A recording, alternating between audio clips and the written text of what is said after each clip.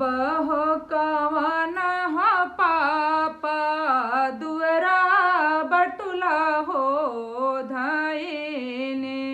अरे मुरुझी हगिरे नगर सभा हो लोगवा। अरे मुरुझी हगिरे दुवरवा सभा हो लोगवा।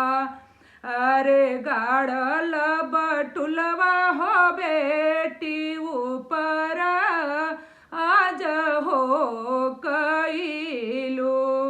अरे गाड़ल गगरवा हो बेटी ऊपर आज हो कैलू। अरे घर बेची दिहनी हो बेटी दुवरवा बेची हो दिहानी।